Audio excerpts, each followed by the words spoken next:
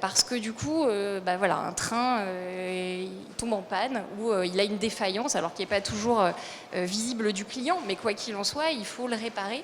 Et on n'a pas toujours, on ne sait pas toujours ce qu'on va avoir à faire sur ce train ou à remplacer en termes de pièces de rechange. Et vous vous doutez bien qu'on ne peut pas stocker les 150 000 références dans tous nos technicentres, sinon ça devient assez catastrophique. Donc le but, c'est d'essayer de prévoir ça. Et malgré tous nos efforts, on n'a pas réussi à avoir des prévisions en termes de maintenance corrective qui soient suffisamment fiables et robustes pour pouvoir, nous, derrière, nous organiser en termes d'approvisionnement et de réparation de pièces.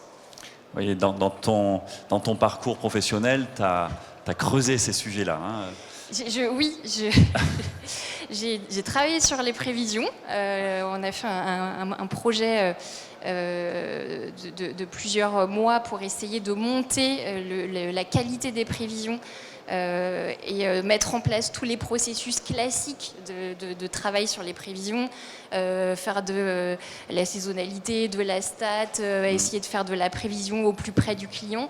Et malgré tout ça, on arrive à une fiabilité qui n'est pas suffisante pour derrière assurer un approvisionnement qui soit à hauteur de nos exigences. D'accord, donc tous ces efforts-là et ces difficultés pour encaisser les prévisions qui ne sont pas toujours justes, ont quoi comme impact ensuite vu du client?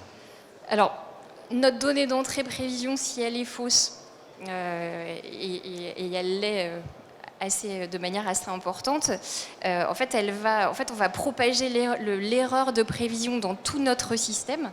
Y compris auprès de nos fournisseurs. En fait, on va vraiment commander les mauvaises quantités. Et aussi auprès de nos réparateurs internes, nos technicentres industriels, puisqu'en fait, on se positionne comme un client, nous, vis-à-vis des technicentres industriels, et on leur passe des commandes de réparation. Et ces commandes de réparation, quand elles sont basées sur des prévisions fausses, en fait, on passe notre temps à leur demander de s'engager sur des quantités qui ne sont pas les bonnes. Voilà. Donc c'est de la désorganisation, c'est de la replanification constante. Et au moment où on s'engage, en fait, on sait que le plan est déjà caduc. Voilà. Donc,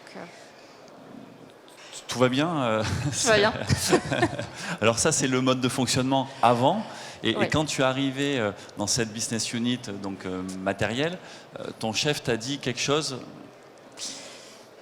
Poliment, il m'a dit qu'il va falloir régler le problème de la variabilité de la demande. Ouais, mais il t'a pas dit ça comme ça. Il m'a pas dit ça comme ça. Mais ça, c'est la version plus